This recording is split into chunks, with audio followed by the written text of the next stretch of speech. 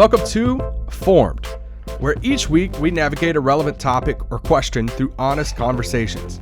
We are three pastors with three different backgrounds on staff together at Irving Bible Church in Irving, Texas. We believe we are constantly being formed in the way of Jesus for the sake of the world, and we hope this podcast helps with that. So let's jump into this week's episode of Formed. Welcome back to another week of Formed. This is episode 8. We're getting so close to episip 10. If you're listening in your car, if you want to help out the show, some people's ask like, hey, how can I help out the show? Leave a review on iTunes. That would help us out. If you're watching on YouTube, you can leave a comment. Tell us, I don't know, something you agree or disagree, or tell us what you think about Barry drinking tea instead of coffee.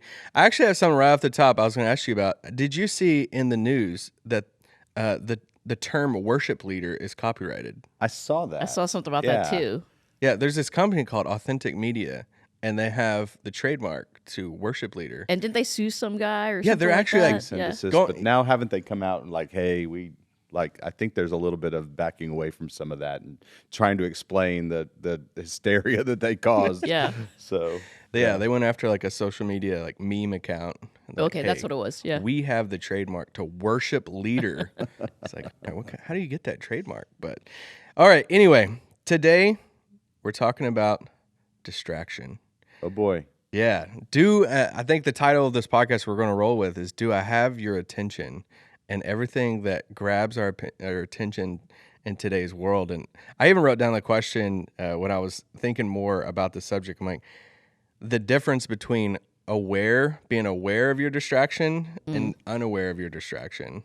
Because I think sometimes when people hear something about this topic about being distracted in our world by all kinds of things, our phone and different things, it's more of, you're going to talk about how I'm not aware of being distracted.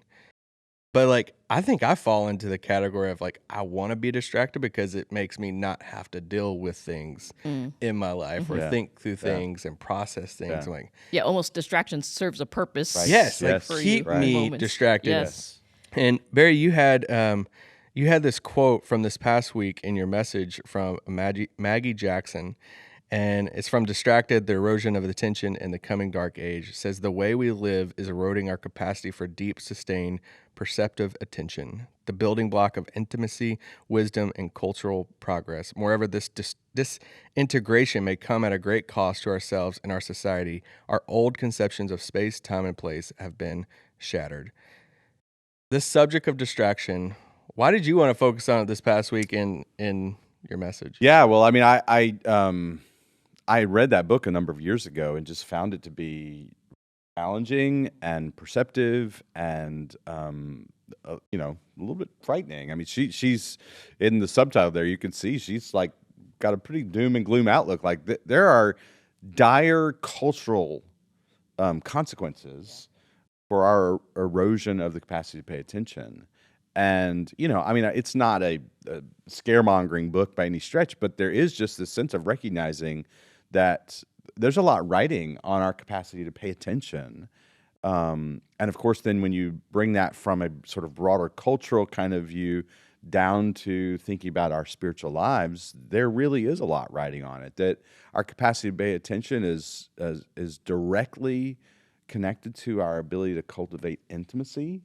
So whether we're talking about a sense of intimacy with God or intimacy with one another, reflection, to actually like really think deeply about things. If my attention span is always being drawn away, then to really reflect deeply on true and important kinds of things. Memory, awareness of what it's paying attention to God, to others, and to the condition of my own soul.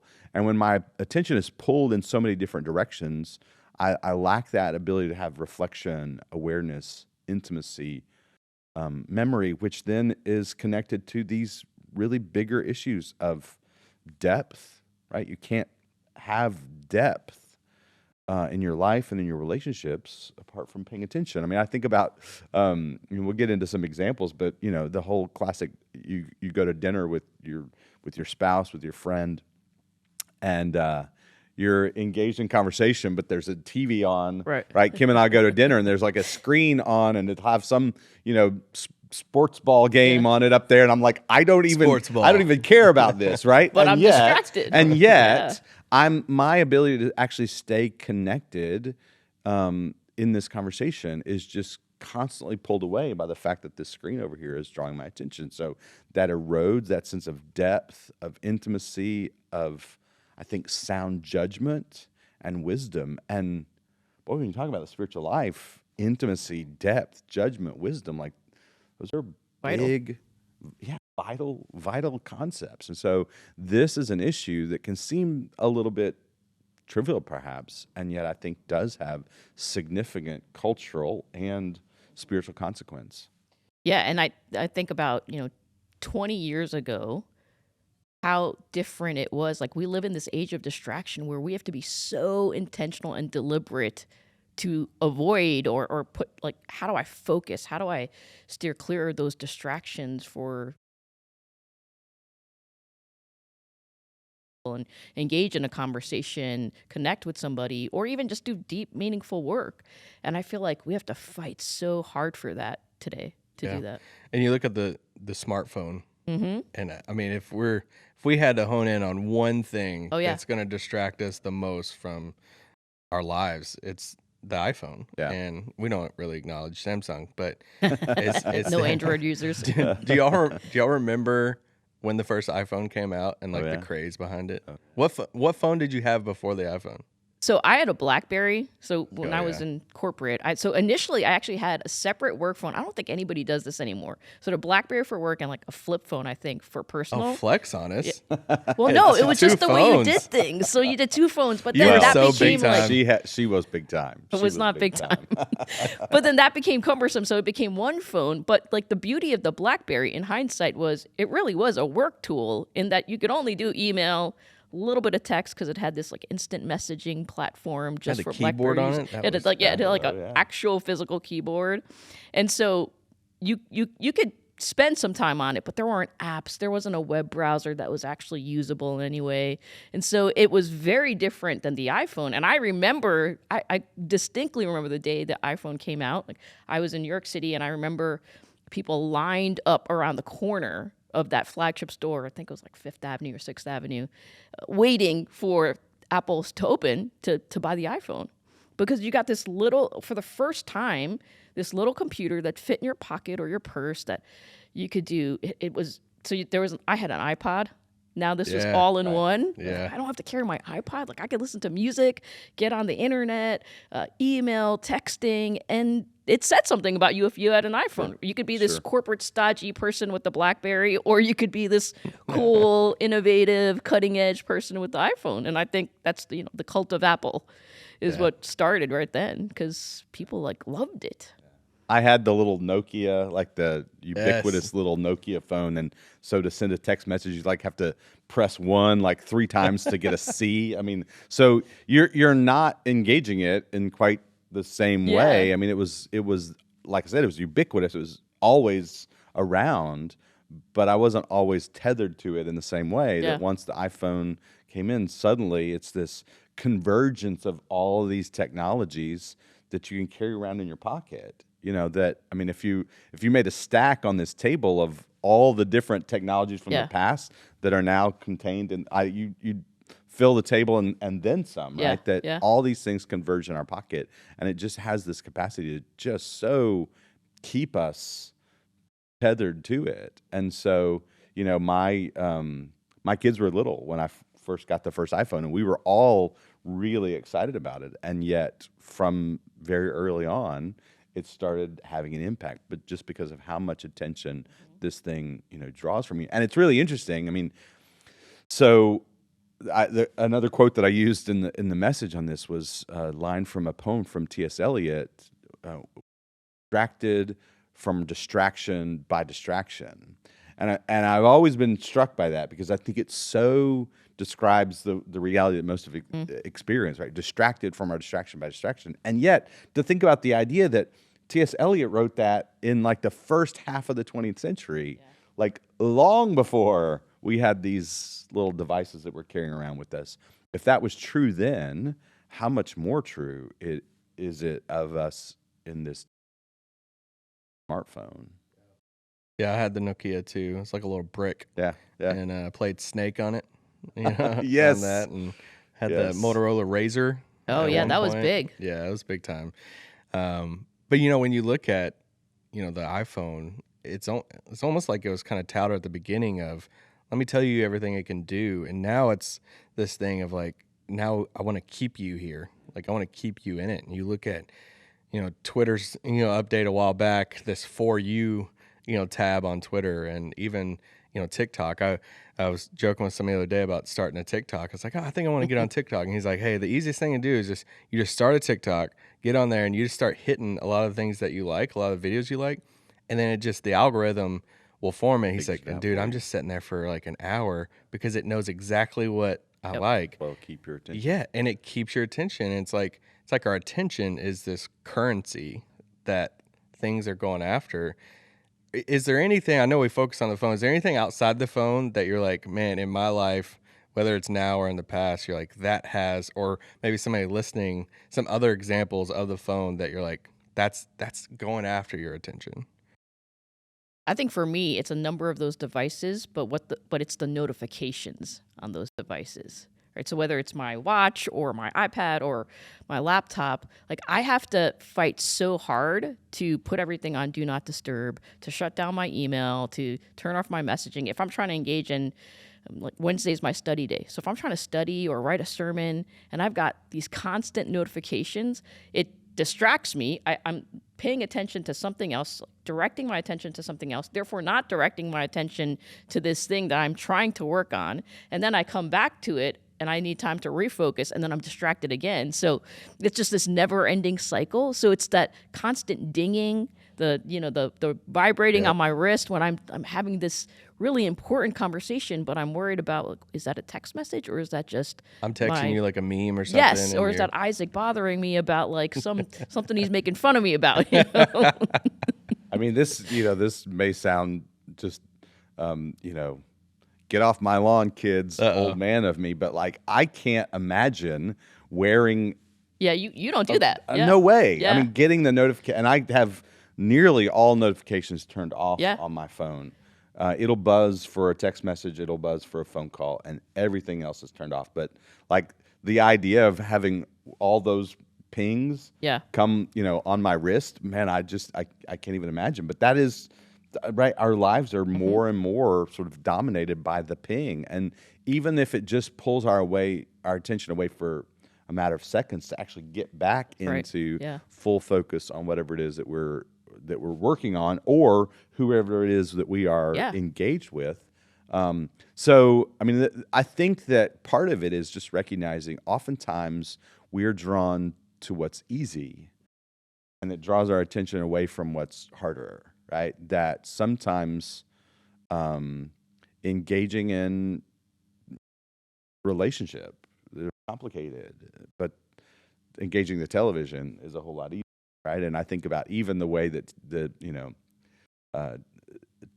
TV shows are learning from Netflix, which is the next episode just automatically starts to Yeah, sort of yeah. keep you hooked. So my wife likes to tease me about my love for the Food Network, and I've noticed now, like the Food Network, like as soon as one episode ends, the next one immediately begins. No commercials, no opportunity for me to go, I'm not going to start it. I'm going to go in the other. Like the next episode is started, and the whole thing is it's easy to keep your attention here.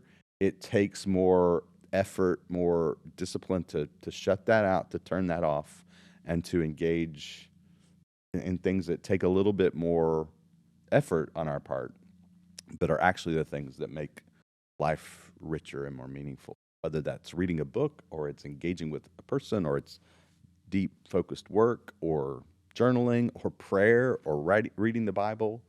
Those things take a whole lot more effort than some of the things that I think so easily pull our attention away. How do you know if you're too distracted?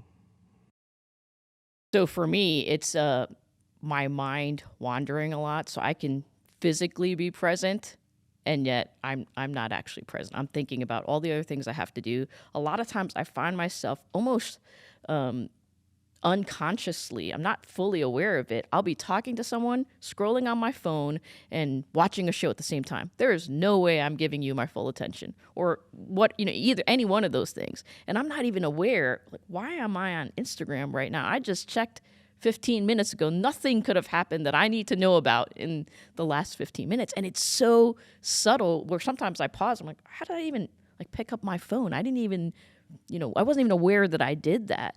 And I think the thing that has been really eye-opening to me to think about is, you mentioned TikTok or YouTube or whatever it is, that their interface, that entire journey is to grab your attention and to keep you there. Like, that is what they're after. And entire business models are set up to capture our attention. I mean, how many times do you go onto social media for one thing and then I forget what did I even come here for? Because 10 minutes have passed and I'm watching squirrel videos or whatever.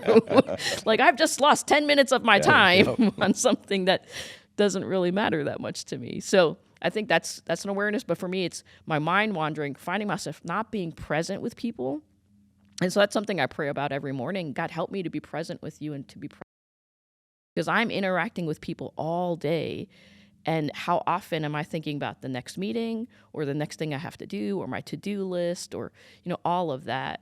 And so it's not being present with others because of distraction, but then also not being present. That when I actually even do sit down to be alone with God, it takes me a little bit to be able to direct my attention to God because all these other things are running through my mind. I start with just a notepad on my desk, because I'm just going to write down those things. Like, I find that to be helpful because otherwise I've got to remember I have to do this before that meeting and I'm still thinking about it. And so it just helps me focus in that way. You ever driven somewhere and you got there and you're like, I don't remember How did I get driving here? It's the creepiest thing ever, but it's scary. It's so scary. Yeah, You're you're just on autopilot. my mind was distracted. I was all these different things, but I got here. Yeah. And anyway. Yeah. Yeah, I think for me, part of it is, you guys hear me talk a lot with our staff about the importance of self-awareness. And that is something that I'm always really trying to give attention to. Like, how am I doing really? Yeah.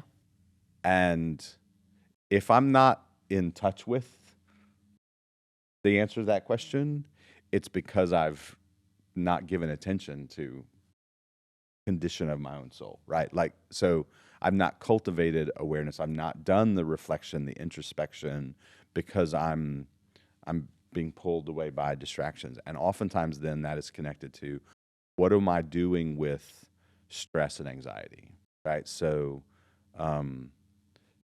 in this role and in this life, there are stressors, there are things that make me feel anxious. There are those burdens that we carry.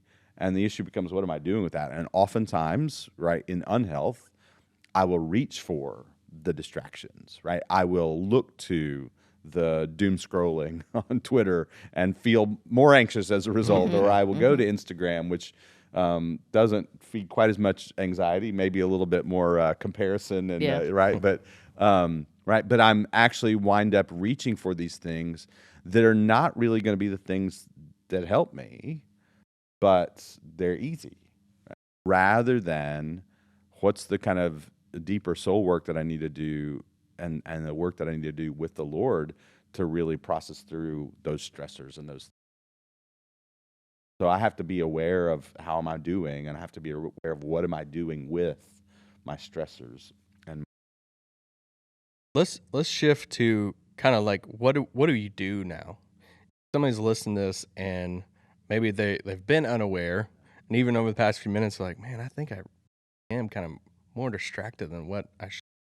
Or they're kind of in the boat that I'm in a lot of times of, I'm trying to be distracted so I don't have to process or go or think about something. One of the ways that you talked about somebody living in that is that you have to sometimes neglect something good in order to help out with these distractions. Is there a time in your life for both of you that that was the step that you had to take?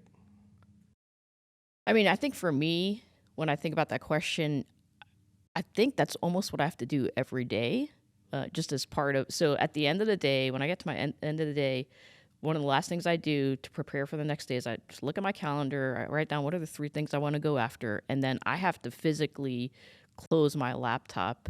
There's always more I can do, and it's really good work. And yet, the more important thing for me to do is to rest, to engage in connecting with others through relationships, because I could keep going. And they're all good things. And yet the more important thing for me to do is to rest, not just physically, but even mentally and emotionally in that way, and also connecting with others. So that's just a daily thing. I think that's even, we'll talk about this on another episode, by why Sabbath is so important, of recognizing what I'm saying to myself in that moment is, there is a God and I am not. So it's ceasing striving, resting in God. So I think those are times where I have to say and especially when you're in ministry, but I think in any, whether you're a stay-at-home mom or whatever job that you do, they're all good things. And there's these moments where we have to lay those aside to pursue the more important things. Good. One of the things that I'm constantly trying to navigate in my own spiritual life and family relational life is engagement and withdrawal, right? Mm-hmm. And the right balance may not even be the right word, but the right proportion of engagement and withdrawal, both of which are good things. Yep. But sometimes it is for the sake of my soul, for the sake of my my longevity, endurance in ministry, like I need to withdraw. And that's the important thing for me right now. A couple weekends ago, I spent some time out at a friend's lake house just to go away and to be quiet and to withdraw. And in some sense, I was neglecting something really good, my family, to go and to have that time away of withdrawal that was so refreshing for me, just put back into me that time away with the Lord. But what can happen is I can become inordinately attached to withdrawal and neglect to engage. And so sometimes I have to neglect withdrawal and choose engage. I choose to show up and be present with my family, or I choose to go spend time with friends when I'm feeling tired and not sure I have it in me. Like, I need to choose to do that. And so this whole idea of the what do we need to neglect that's good for the sake of what's important, sometimes even that changes. But again, it comes back to I have to be continually sort of doing that work of spiritual introspection, not spiritual narcissism, but just being aware of what is it that I need to give myself to right now. And it may not be the thing that feels the most easy or attractive. It is, what do I need to discipline myself to do? Is it for me, I actually need to disengage and withdraw, replenish? Or is it, no, I really actually need to engage, I need to show up, I need to be present? And boy, that tension between those two is my constant thing that I'm trying to figure out how to navigate and help. Yeah, it's healthy rhythms of work and rest, and that looks different for each one of us, I think.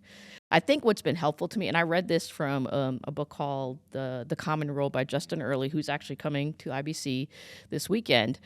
And it was so simple, and yet it's been really profound for me, is this idea of scripture before phone.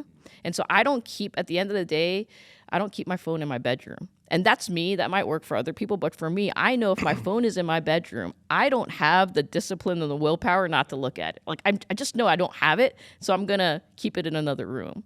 And that helps me.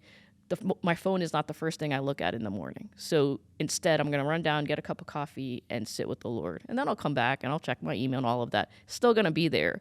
But I think if I didn't have that practice, I would absolutely be checking my phone first thing. When you withdraw and kind of almost like withdraw and like reset in a way, what do you do? Like what? Because I feel like some people will hear that and are like, cool, you went to the lake house. Yeah, right. What did you do at the lake house, to do that? So there are different kinds of withdrawal for me. We've talked before, I think, about what I would distinguish between resting and relaxing. Right? These are similar, but not quite the same. And so sometimes withdrawal means I just need to go into I've got an office at the house. There's a TV in there.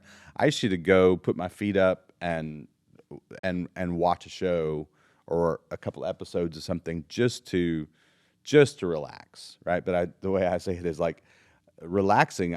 Give me a remote control, a recliner, and an adult beverage, and that's relaxing. But I don't always necessarily walk away from that experience really feeling replenished, right? It's just relaxing, and that's Yeah. great. And I need to be able to do that. Sunday afternoons, I can get in this weird headspace after preaching. I'm tired. And I just need to go and put on a TV show. I watch more TV on Sunday after preaching than And any drink other time tea of the week. during Right? Lent. Not on Sundays if it's Sunday. Oh, That's right. right? Mini Easter. I can enjoy a good adult beverage on Sundays after. So that's that kind of relaxing part Yeah. of the withdrawal. But then sometimes it is the more deliberate, what's actually really putting back into me, what is really replenishing me. And so that's, I feel like we make some kind of reference to these three interrelated practices in almost every episode, but they are so vital to my spiritual life and vitality: silence, solitude, and Sabbath. And so I've got to cultivate some time, whether it's, again, that in the morning at my desk and I'm just sitting in silence, even before I engage the scripture or some kind of devotional, I'm just being quiet with. I am withdrawing to those lonely places. I'm in, and I've got a few places that I go to practice silence. But then, like I mentioned going out to the lake. Like, that's being surrounded by beauty. I finished 2 books while I was out there. It's like just being quiet, being away, being surrounded by beauty. That is what sort of puts back into. And so there's like little ways to do it that are those daily kinds of practices. There are those really important weekly rhythms to that with the discipline of Sabbath. And again, I think we should come back at some point and do a more extended discussion of Sabbath keeping. And then there are things like what I did a couple weeks ago. It's actually spending 24, 48 hours away somewhere just to try to engage those things that really do put life back into you. Yeah. I think the cool part of hearing both of you guys in this is, it's not always just all right, now I got to go on a retreat. Right. I got to get away exactly. from No, it. yeah. Sometimes you do need to have that, Yep. but it's also looking at some of the smaller things that Sissy was talking about of maybe you need to put your phone in a different room Yeah. or Yeah. across the room Yeah. or Well, and I even think about, you're at a very different place in life than I. My kids are all getting older. Yeah. You got little ones. And so the challenge of trying to navigate some of this that with Totally little different. people Yeah. is totally different. I will say, when we first as a family started leaning into the practice of Sabbath keeping was when my oldest was about 12 years old.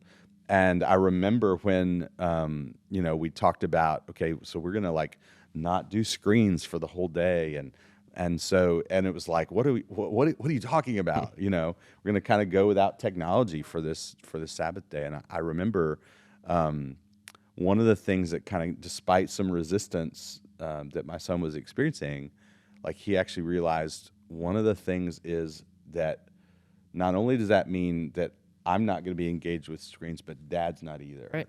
And that our sense of connection actually really deep because we weren't engaged with screens. We were engaged with each other. And so I remember him coming and saying, something to the effect of Dad, I think Sabbath is the best idea since technology. The fact that we were Yeah. kind of putting our technology aside meant we were engaging in different kinds of ways. And, that's just something that I've continued to sort of go back to, recognizing, especially even in thinking about how you navigate some of this with kids. But I think there are meaningful ways you can do that where we're gonna set aside the distractions to Yeah, there's nothing more convicting than my 4-year-old Asking as you. we're in the playroom, and I'm like on checking something on Twitter, and he comes over and like knocks the phone out of my hand, saying, "Play with me, Yeah, Popeye." yeah. Yeah. I'm like, okay, let me pick up my heart off the floor real Right. quick Right. as I'm reading Twitter about some Yeah. sports Yeah. news that doesn't matter Yeah. right now. But One other practice that's just really important to me, and I think I mentioned it maybe and this isn't for everybody, and it's not a practice that's like commanded in Scripture by any stretch of the imagination, but I think journaling Yeah. can be a really helpful practice in light of the fact that that our distractions tend to keep us from that level of depth, that level of reflection. And so what journaling does is helps us to carve out space and time where we're going to do some of that introspection. We are going to pursue a kind of depth and reflectiveness. And so I have just a very simple daily practice of looking back on the previous day. It's an adaptation of the ancient practice of the prayer of examine. It's examining yourself before God. And so just what went well, right? Where was I healthy? Where, Lord, did I walk with you? Where did I do what I needed to do? What went well? And then what can I learn? Where did I make missteps? Where did I go wrong? Where was I not at my best? Where was I not connected with, dependent upon the Lord? And so just a simple practice for me every day of recording some thoughts around reflecting on my day before God, I think is part of what helps develop that sense of self-awareness. It helps us to cultivate that personal, spiritual depth and health that, again, is easy to neglect because we get pulled so much by our distractions. Yeah. Yeah. I mean, I use journaling every day, and that's really a vital rhythm for me to think about and to talk to God about where am I? What's really going on? And for me, writing helps me get to that. It helps me focus. I even write prayers, and I'm not writing word for word, but that's part of how I pray in the morning as well. Is just talking to God, and writing helps me kind of come to, oh yeah. So yeah, I think journaling's it's been such a vital tool for me. yeah, I would almost ask anybody listening to this, if we're about to do this with our phones here in a second, of looking at the battery breakdown of your phone and what you Yeah. use the most. I think if we could almost do that with our lives, of what has your attention the most. Yeah. And if you do that self reflection of, all right, let's break down these areas of my life that has my attention the most, and seeing how these distractions impact our lives, our relationship with. Thank you so much for having this conversation. I think it's, especially in today's world, we're distracted more than ever. I feel like my mom watches like these old TV shows, like these old like westerns, or like Little House on the Prairie or something, and she's like, No phones. "It would be so nice to live back then. There's just nothing going. It seems much more simple." And it's like, you do have a point. Yeah. I Yeah. like my phone, but you do have a point. But okay, if you could you all pull out your phones? We're gonna. I'm afraid for what we're gonna find. We're gonna have some fun here and look at some breakdowns of our phone. If you could go to the settings app, and in the settings app, you should be able to find a thing of your battery. So if you go down and click on battery, it gives you a breakdown of the percentage of apps used on your phone. So it's more of a, let's see how Barry and Sissy uses their Where's iPhone. the battery thing, Isaac? If you go to settings and then you go down, there should be a word called battery. Oh, yeah, I got it. Yep, sorry. And This is how much I don't look at that. okay, so if you click on last 10 days, Oh, no. and then you scroll down, it should give you like your top 5 things that you spend the most percentage of on your battery. Is that true for you guys? Okay, so if you're listening or watching, you can do this too. And what is number 1, and what is the percentage for you guys? Mine's Instagram. What's the percentage? 20%. Okay, okay.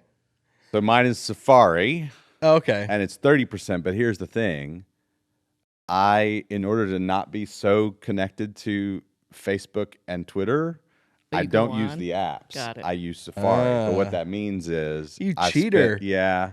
It's an attempt to actually try to Gaming the disengage. system. No, I know. but it that 30% is Yeah. almost exclusively. Okay, So what's yours your, is Facebook web and Twitter. browser and social media together. Yeah. okay? yeah. So what's your next ones, Barry? Audible. So the audiobook. You're a app. big audio. I'm always listening to audiobook. Okay, I got Twitter at 31%. It's a pretty high percentage. I do use that for Twitter, my cop out answer for this. I do use it have a you lot. seen how many Twitter Yeah, followers his- this guy has? yeah. He's No, big time. This is- He's I big do use time. it for map stuff, Yes. but I am on it. I do hear about this from my wife very often about how much I'm on Twitter. So, Well, my stats say I'm on Twitter and Facebook. who has too much. the highest battery percentage right now? Did you guys charge your phone last night? I did. I'm at Mine's pretty much charged. I'm at 91%. I'm at 76. 76? You've already been on your phone that much? I know it was When'd not you charge fully it? charged. Oh, okay. So, no, Early in the morning. Okay, let's see. Let's see how many pictures you guys have. How do I find that? So click on the photos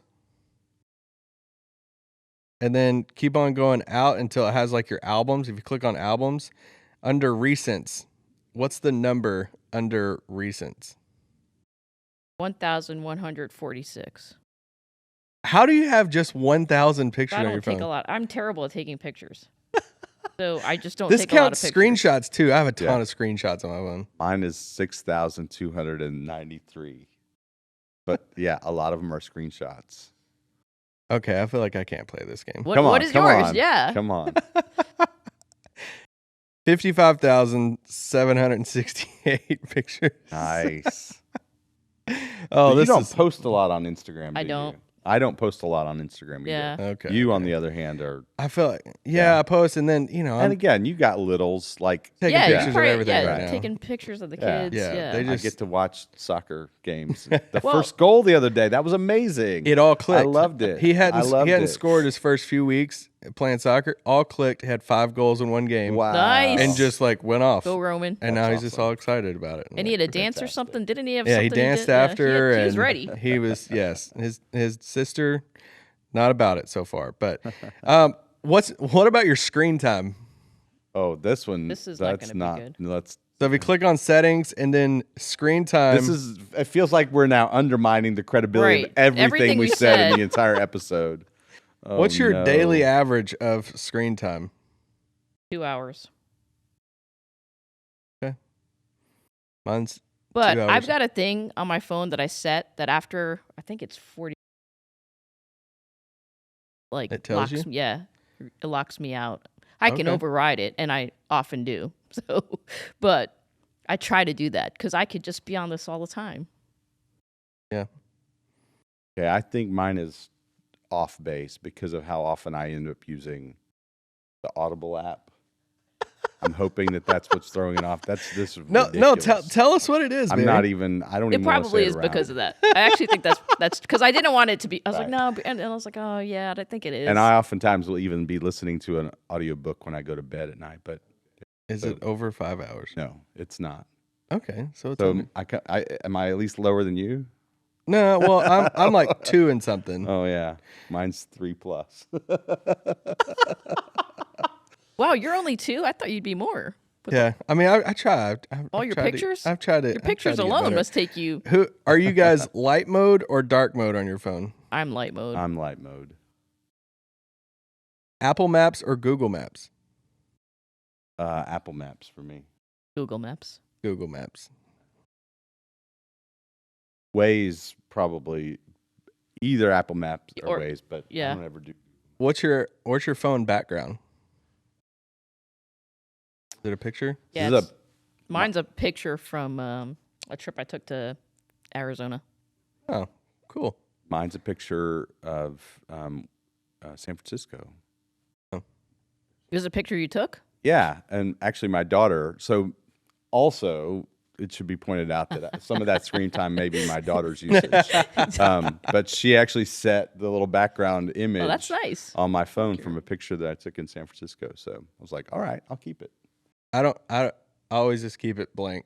I don't have any. Do you really? I don't have anything. How many unopened text messages do you have? I don't. Well, it's on. No, I don't have any. Mine are all. I have one. Okay, I have. It's 40. my email. That's the stack. Yeah. I have 45 unopened text messages. You should see my wife. It's crazy. It's horrible. Oh, I just realized the one unopened text message that I have. from us. It's from Sissy and Isaac. I knew it. That's what he does. He leaves us on. Yeah. unread. Sissy says one of my favorite books. Somehow I didn't actually. I saw the text message when it came. That was through. from like last week. Yeah. Okay, last one. Who's the most famous contact in your phone? Well, we thought Barry had some. He's I don't think I He's have. holding out on famous. us right now. I might have like. Mark Yeah. Teixeira. I might have evangelical, but not famous. evangelical famous. Not even famous. Andy McQuitty. We'll go with that. Pro golfer. I don't. I might. I think you're the I one think I with the might have famous a- contacts. yeah. Out of the three Well, of in the us. sports world. Yeah. but Yeah. anyway. Okay. Thank you guys so much. It was a blast. Next week we're gonna talk Easter, and we might have something up our sleeves a little bit with some Easter candy. By our sleeves, you mean yours? My Yeah. sleeve with some Easter candy and some taste testing of Easter candy. Oh. What's our favorite? What is your favorite Easter candy? I do like Peeps. Oh my gosh! Oh, okay, okay. you got to come back next I week. only Then eat next them at week- Easter if I eat next them. But week. Next week, I'm I going do to like roast Peeps. this entire tape because this is the worst thing ever said on this podcast. Is about Peeps, guys. We'll see you next week. Own it. How do you like Peeps? I do like Peeps. Have you seen the weird flavors of Peeps? I have. Like, Like